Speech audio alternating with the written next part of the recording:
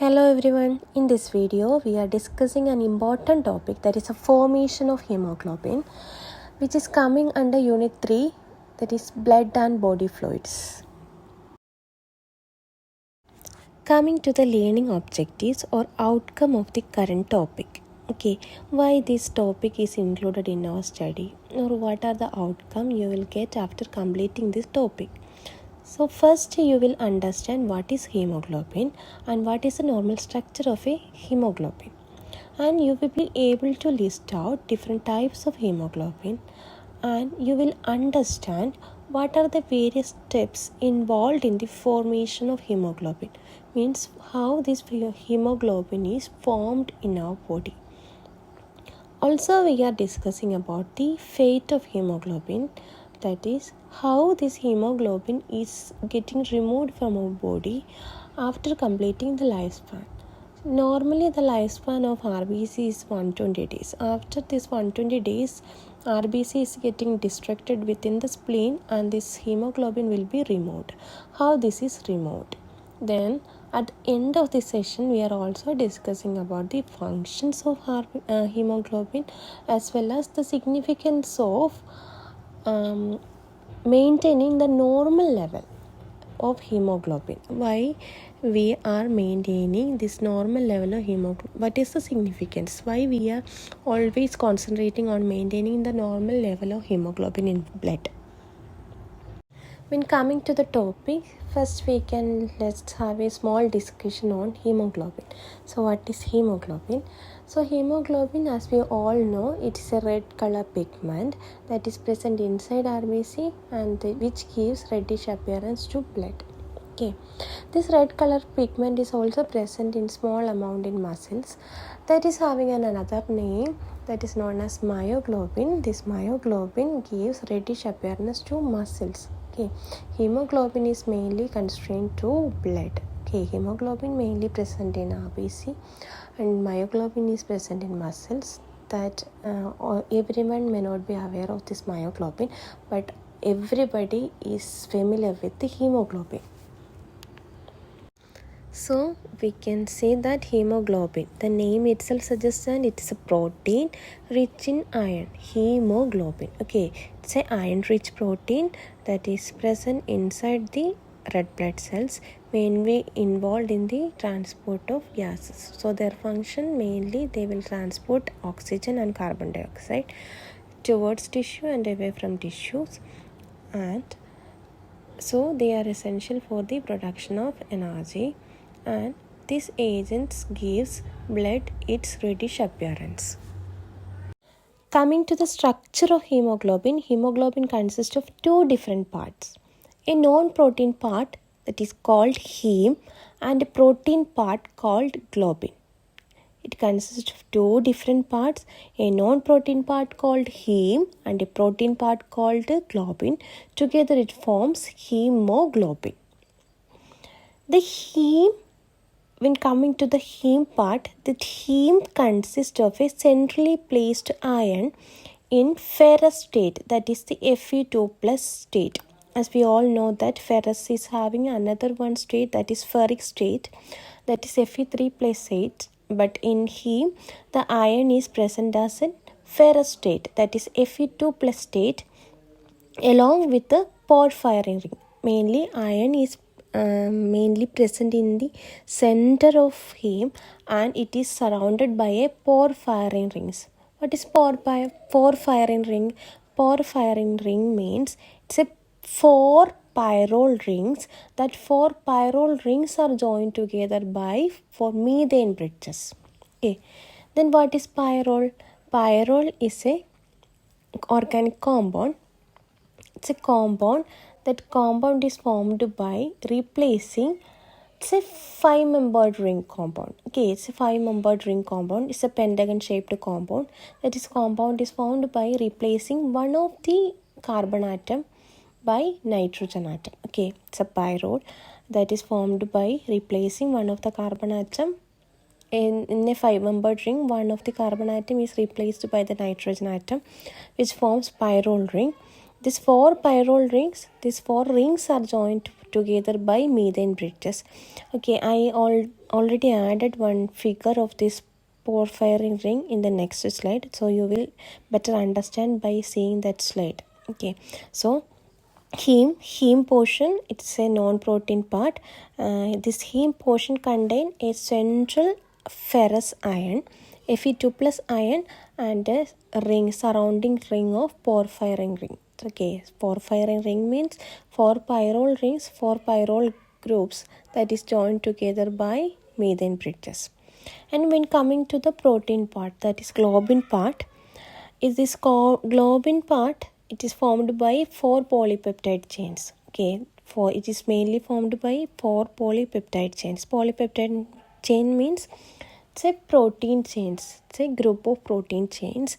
The chains are known as 2 alpha chains and 2 beta chains. So these 2 alpha and 2 beta chains form the globulin parts. These polypeptide chains form the globin parts of hemoglobin, and the centrally placed ion along with the porphyrin ring forms the heme part of hemoglobin. As I already mentioned in the previous slide, I will show the structure of hemoglobin. So this is the structure of hemoglobin.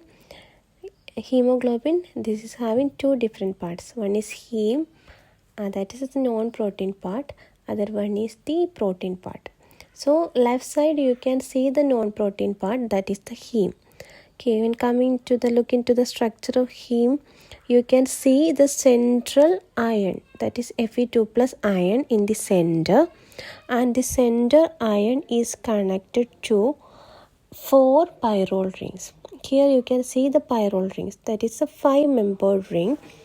In that 5-membered ring, one atom is nitrogen atom. One carbon atom is replaced with the nitrogen atom. So that is the pyrrole ring. The pyrrole ring is connected towards the center ferrous ion. And the pyrrole rings are connected to, the 4 pyrrole rings are connected each other via methane bridges. That is evident in this figure. So this forms the heme. On the right side, you can see the structure of globin. The globin consists of 4 polypeptide chains, that is 2 alpha chains and 2 beta chains. That you can see on the right side. And one hemoglobin consists of 4 heme groups.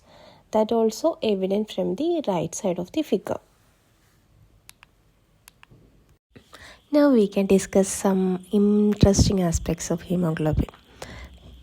As we all know that oxygen is essential for our cellular activities, because our mitochondria is mainly depending upon oxygen for production of energy, that is ATP.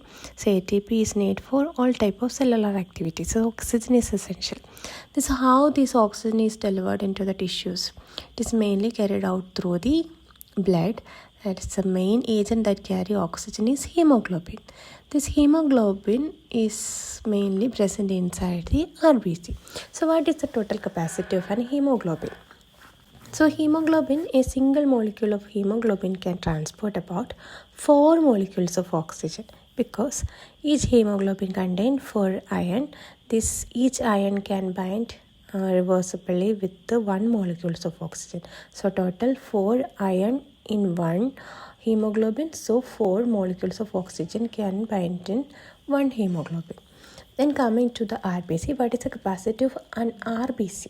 Okay, a single RBC contain about 250 million, million hemoglobin molecules. So each RBC is having a capacity of carrying about 1 billion molecules of oxygen. Okay, just imagine a single RBC carrying about 1 billion molecules of oxygen.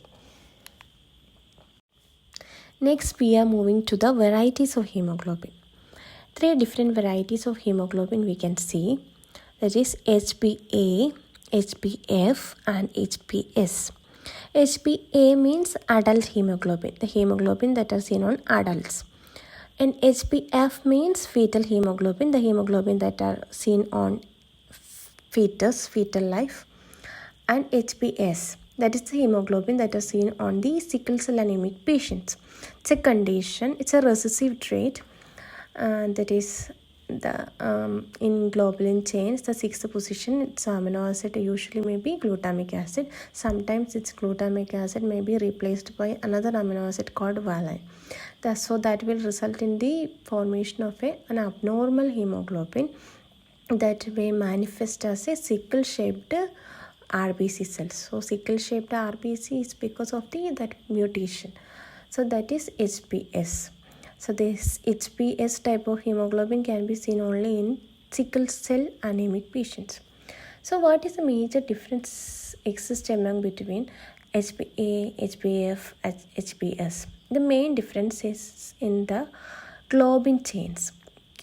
4 types of globin chains are present, that is alpha, beta, delta and gamma. And based on the presence of globin chain, they are of different varieties. Okay, so for example, in fetal hemoglobin, the globin chains are alpha 2 and gamma 2. In coming to adult hemoglobin are of 2 type, HbA1 and HbA2. In case of HbA1 or A, it contains alpha 2 and beta 2 as globin chains. In case of HbA2, alpha 2 and delta 2. So adult hemoglobin HbA1 type is the most common type of adult hemoglobin. So these are the 3 different varieties of hemoglobin. And when we coming into HbA and HbF, what is the major difference between HbA and HbF? What are their specialities or what are their differences? Okay. So HbF, that is fetal hemoglobin, usually seen in the fetal life. Okay. When after delivery, within 1 or 2 months, this fetal hemoglobin automatically will convert into adult hemoglobin.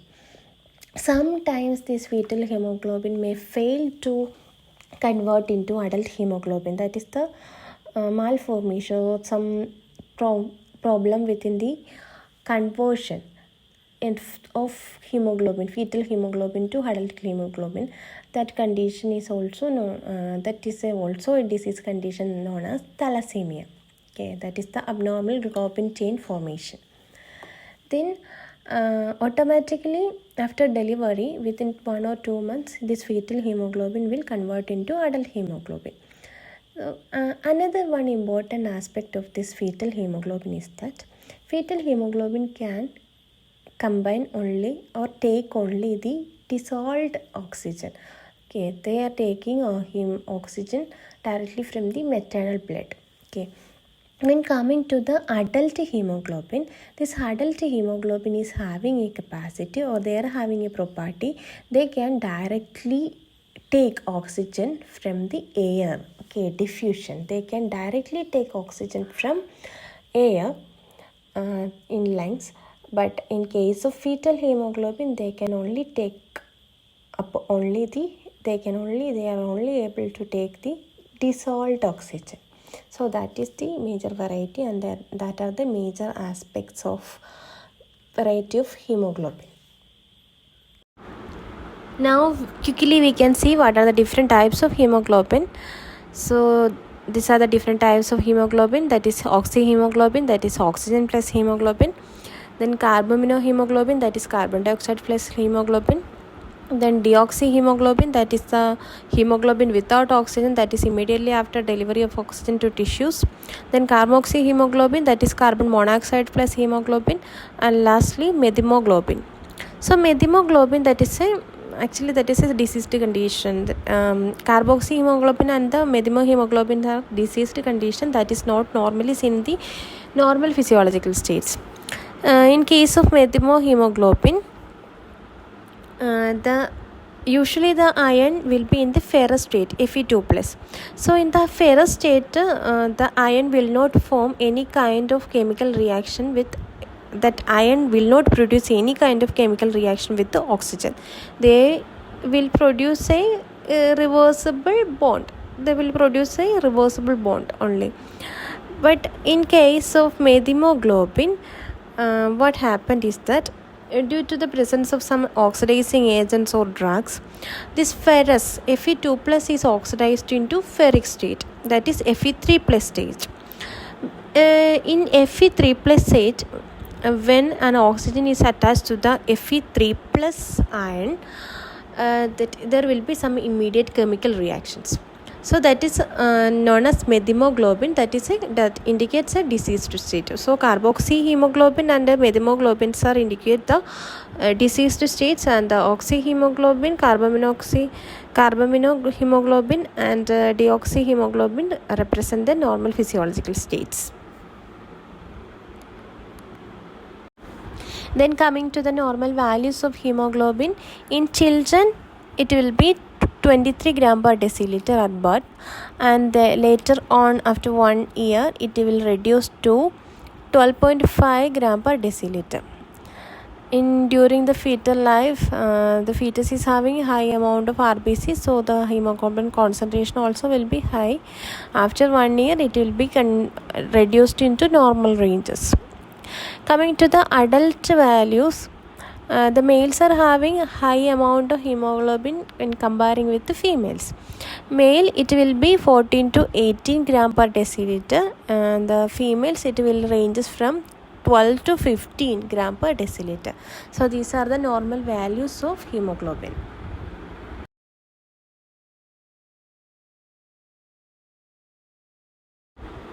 So now we have reached our important area, that is the synthesis of hemoglobin. How RBC is synthesizing hemoglobin.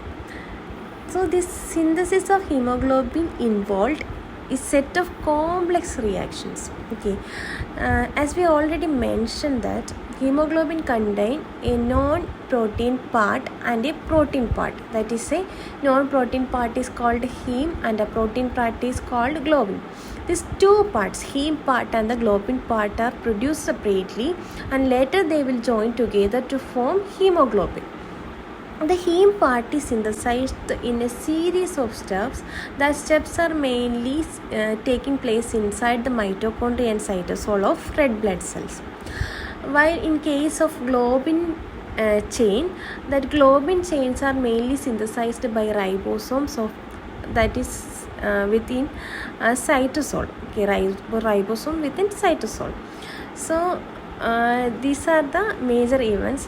So the heme will produce separately and the globin will produce separately. Then these two will join together to form hemoglobin. Now we can move on to step by step. What are the different processes which involved in the heme formation, and what are the different processes which involved in the globin formation?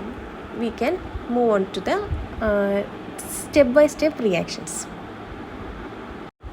First, we can move on to the synthesis of heme, because heme synthesis involve more complex reactions. Okay, so the major site of heme synthesis is erythroid precursor cells, and the few amount will produce from liver.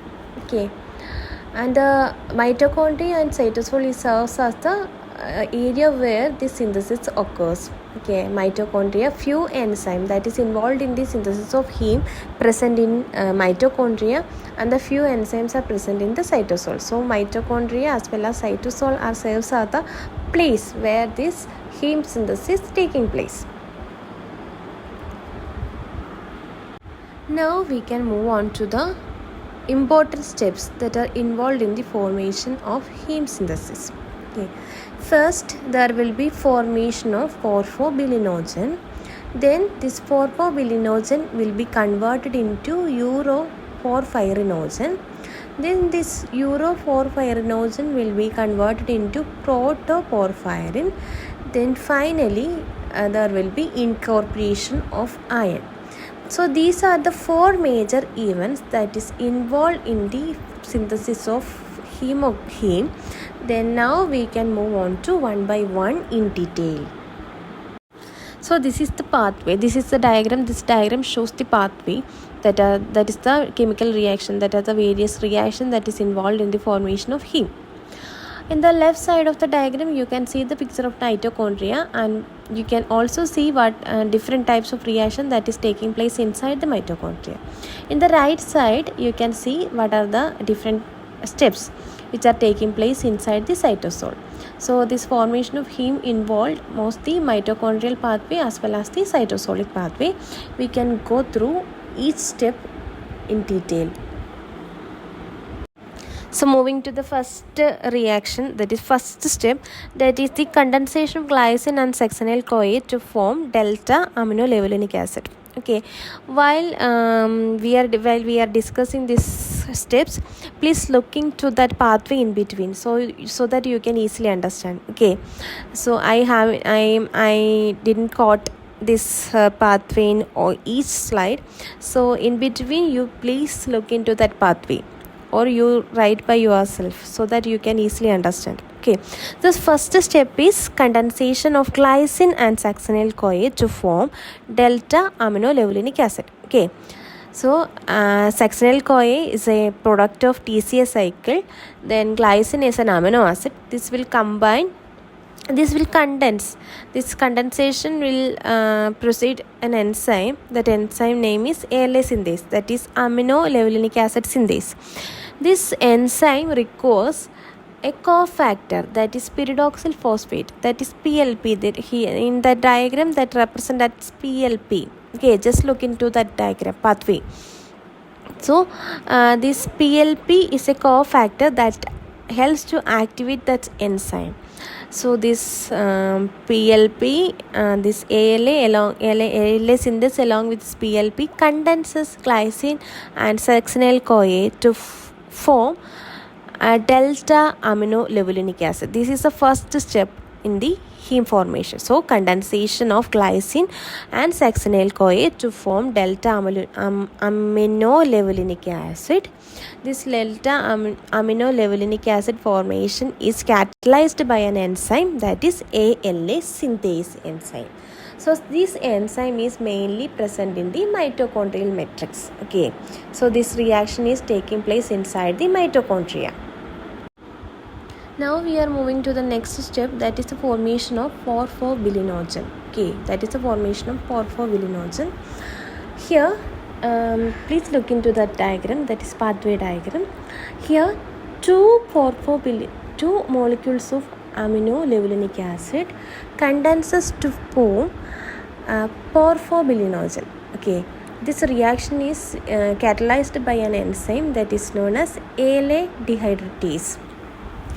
So here, two molecules of aminolevulinic acid condenses to form porphobilinogen in the presence of an enzyme that is ALA dehydratase. Okay, the dehydratase, the name itself suggests that there will be dehydration, that is two molecules of water is also removed along with the reaction. Okay, so here involve the formation of pyrrole ring. So this reaction involved the formation of pyrrole ring, single pyrrole ring.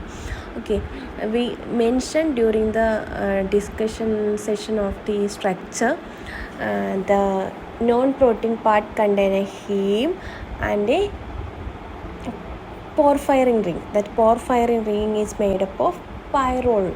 Okay, 4 pyrrole. That single pyrrole is formed during this step. Okay, so that is the formation of porphobilinogen, means two molecules of aminolevulinic acid condenses to form porphobilinogen by the removal of two molecules of water, that is catalyzed by an enzyme called ALA dehydratase. So already we have discussed two major events that is involved in the heme synthesis. First one is condensation of glycine and succinyl-CoA to form delta aminolevulinic acid, and the second step which involved the formation of porphyrinogen from delta aminolevulinic acid by the activity of an enzyme that is ALA dehydratase enzyme. So deficiency of this enzyme will result in the development of a disease condition that is known as anemia. Then coming to the third step, that is conversion of porphobilinogen into uroporphyrinogen 3. Okay, here what happened, let's please look into that pathway diagram. There you can see 4 molecules of orthobilinogen condenses with removal of ammonia. It gives a compound that is hydroxymethylbilane. Okay, so in the previous step we got a single pyrrole ring. In this step we will get a linear tetrapyrrole ring, that is the 4 pyrrole rings arranged linearly. So for here what happened, 4 molecules of orthobilinogen condenses to form a compound that is hydroxymethylbilane. This is the linear tetrapyrrole ring. Okay, this step involves the formation of a linear tetrapyrrole ring. So this reaction is mainly carried out, catalyzed by an enzyme that is known as uroporphyrinogen 1 synthase enzyme. So it's an important enzyme.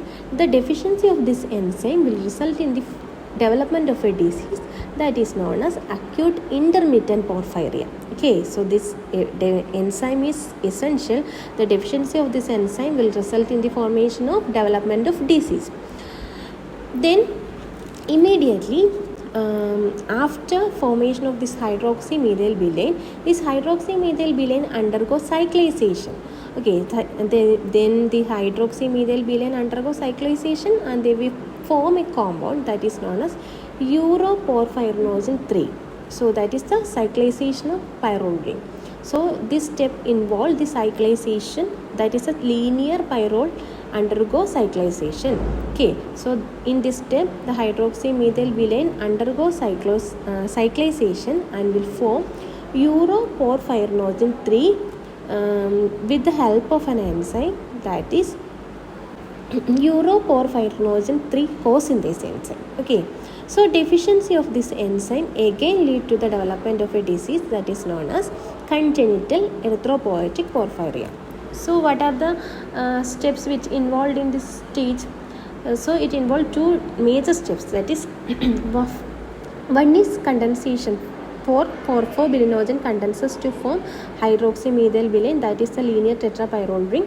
Then again that hydroxymethylbilane undergoes cyclization to form ring-like pyrrole structure, that is uroporphyrinogen 3. Okay, these are the major events which occurs during the steps, the stages. So next step is the decarboxylation of uroporphyrinogen 3. Okay, after the formation of uroporphyrinogen 3, this uroporphyrinogen 3 is getting converted into coproporphyrinogen 3, and the important enzyme that is involved in this reaction is uroporphyrinogen decarboxylase. So it means there is a removal of 4 molecules of carbon dioxide, that is decarboxylation. So this step involves the conversion of uroporphyrinogen 3 into coproporphyrinogen 3. Okay, so deficiency of this enzyme, that enzyme that is responsible for this conversion is uroporphyrinogen decarboxylase, and the deficiency of this enzyme will result in a disease condition that is known as porphyria cutanea tarda. Okay, so deficiency of this enzyme will result in a disease condition that is known as porphyria cutanea tarda. It is the most common type of porphyria with cutaneous manifestation. The name itself suggests that it is having a cutaneous manifestation, that is photosensitivity. So this is the 4th step, that is the decarboxylation of uroporphyrinogen 3. Next step involves the oxidative decarboxylation of coproporphyrinogen 3. Okay, so now with the help of next enzyme, that is coproporphyrinogen oxidase. So the name of this enzyme itself suggests that it is an oxidase. So oxidation is mainly taking place inside mitochondria. So rest all reaction. Okay, the coming reaction which will be taking place inside the mitochondria. So this oxidase enzyme will convert coproporphyrinogen into porphyrinogen 9. Okay, protoporphyrinogen 9. So this is the oxidative decarboxylation. This step involves the oxidative decarboxylation of coproporphyrinogen 3 into protoporphyrinogen 9 with the help of an enzyme that is coproporphyrinogen oxidase. Then this protoporphyrinogen 9 again undergo oxidation with the help of protoporphyrinogen oxidase. It is an enzyme that is again present in mitochondria, and this oxidation it will be converted into protoporphyrin. Okay, so protoporphyrinogen in the presence of protoporphyrinogen oxidase enzyme will get converted into protoporphyrin. Now we came into the last and final stage of hemoglobin synthesis, that is the insertion of iron into protoporphyrin. Okay, so after formation of protoporphyrin, there will be incorporation of iron, that is iron in form of ferrous 2 plus Fe2 plus iron. That Fe2 plus iron will get enter into the center position of that porphyrin, that will result in the formation of heme. So the important enzyme that is responsible for this reaction is ferrochelatase enzyme. Okay, otherwise we will call that enzyme as hemosynthase enzyme. So the hemosynthase enzyme will help the incorporation of iron into center of this porphyrin ring, that will result in the formation of our product, that is heme. So already we have discussed each and every step that is involved in the heme synthesis in detail. Now I will summarize what are the major events. So please look into this diagram. So here we can see heme synthesis is a multi-step biochemical pathway that occurs partly in the mitochondria and partly in the cytoplasm. So first step that involves the formation of delta aminolevulinic acid. Okay, the first step occurs within the mitochondria, that involves the condensation of glycine and succinyl CoA. This condensation reaction is mainly carried out by an enzyme, that is aminolevulinic acid synthase. That enzyme requires pyridoxal phosphate as a cofactor. Okay, the second step, that is the formation of orphobilinogen. So 2 molecules of aminolevulinic acid condenses within the cytoplasm with the help of an enzyme, that is aminolevulinic acid dehydratase, to form orphobilinogen. That is the second step. Then third step is the formation of hydroxymethylbilane. Okay, 4 molecules of this orphobilinogen polymerizes to form hydroxymethylbilane, that will result in the formation of a linear 4 pyrrole rings. Okay, linear tetrapyrrole ring. Then third one is the cyclization of europropyrinogen 3. Then hydroxymethylbilane cyclizes into a tetrapyrrole ring. That is the fourth reaction. Then the fifth one, this europropyrinogen 3 will be converted into copropyrinogen 3. Okay, that is the fifth reaction. Then the sixth one is the formation of protoporphyrinogen 9. Then in this reaction, the coprophyrinogen enters into mitochondria for oxidation, and that will converted into protoporphyrinogen 9. Then the seventh reaction is formation of protoporphyrin. This protoporphyrinogen will converted into protoporphyrin 9. Then the final and the last step involved the incorporation of iron into the center position of this protoporphyrin with the help of an enzyme, that is ferrochelatase, that will result in the formation of heme. So this is the various steps which is involved in the formation of heme. Then coming to the synthesis of globin. Globin synthesis is mainly occurs within the cytoplasm. The gene location, that is gene that code for alpha globulin present in chromosome 16, and the gene that code for beta globin chain is present in chromosome 11.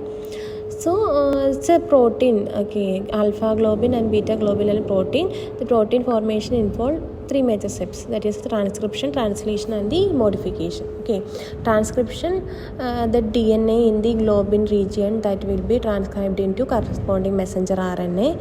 Then this messenger RNA transported into the cytoplasm. Within the cytoplasm, ribosome translate mRNA into polypeptide chains, that is alpha or beta globin chains. Then there will be some modification occurs. Then after modification, this globin will get bind with the heme group, and that will result in the formation of hemoglobin. So we discussed about the various steps involved in the formation of hemoglobin.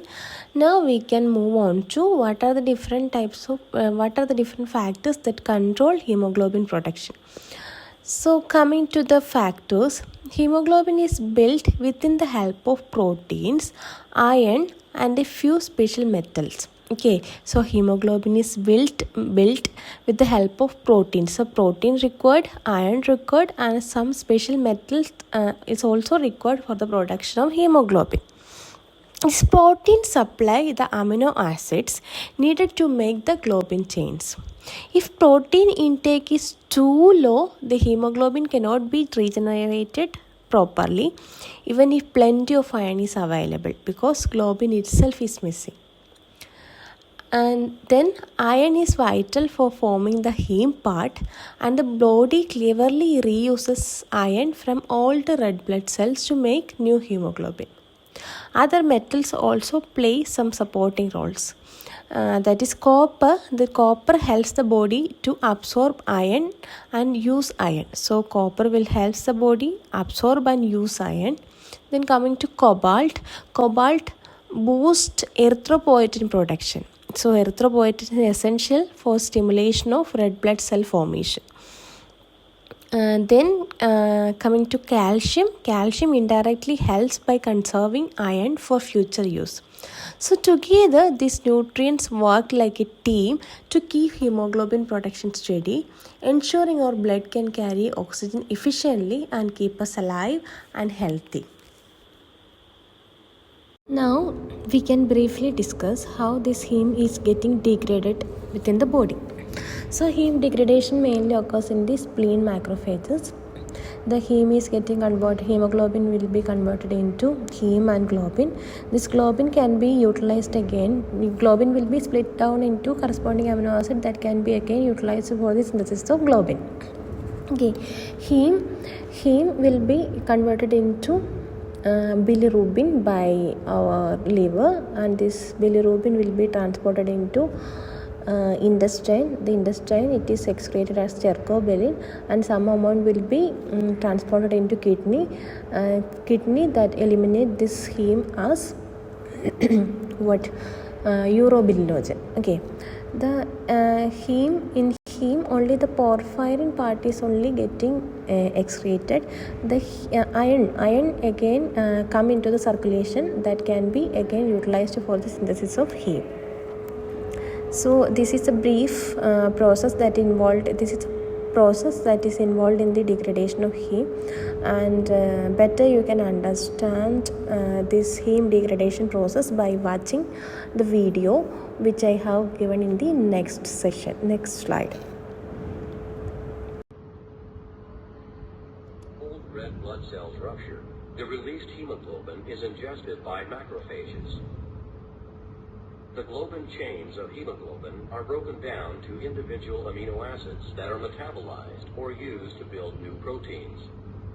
Iron is released from the heme of hemoglobin. The remaining structure is converted to biliverdin, which is then converted into bilirubin.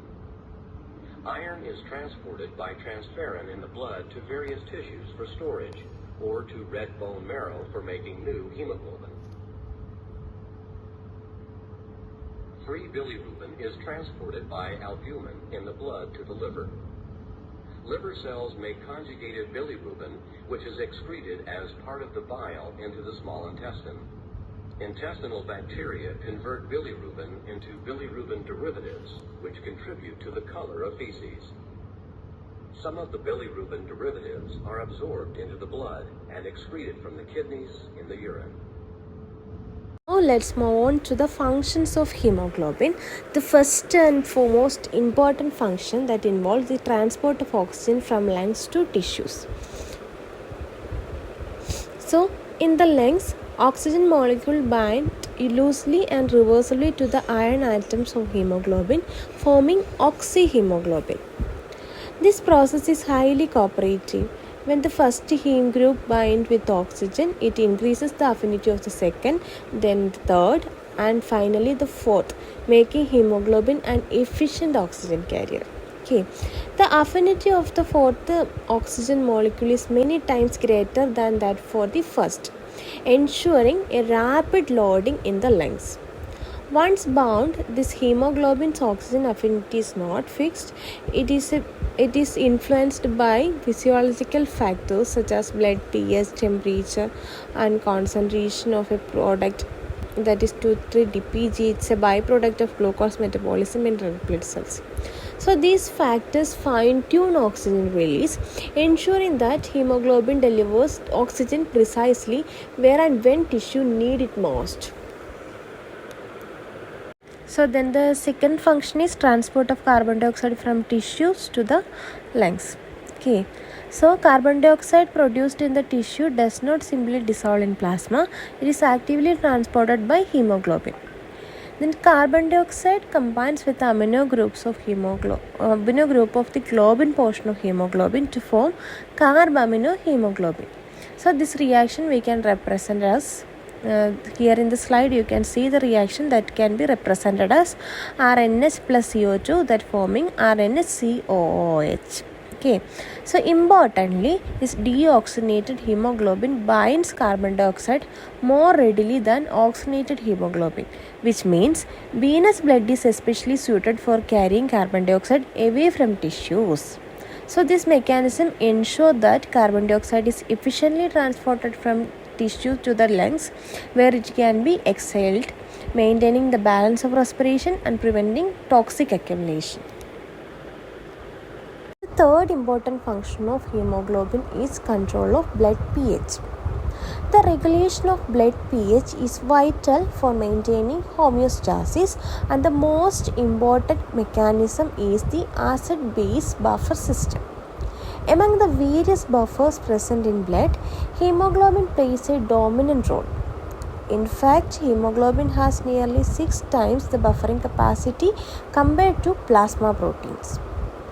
This remarkable ability allows hemoglobin to bind excess hydrogen ions, preventing dangerous shift in acidity and ensuring that the blood remains within its narrow physiological pH range. By stabilizing pH, hemoglobin not only supports efficient oxygen transport but also safeguards the delicate balance required for cellular metabolism. Now we came to the end of the session. We discussed many topics, that is definition, types, varieties, formation, then the description, everything we have discussed so far. To conclude our lecture on hemoglobin formation, let's remember that this pathway is not just a sequence of biochemical steps, it is a foundation of life's oxygen economy. From the mitochondria to the cytoplasm, each enzyme plays a precise role in crafting hemoglobin, the molecule that sustains cellular respiration, balances pH, and regulates circulation. Understanding its synthesis helps us appreciate both normal physiology and the clinical consequences where the pathway falters, such as in porphyria or anemia. So hemoglobin formation is therefore a perfect example of how molecular precision translates into systemic survival. So heme synthesis is more than chemistry. It is a story of how our cells breathe, how our tissues thrive, and how life itself is sustained. Hope you will understand this session by seeing the video. Thank you.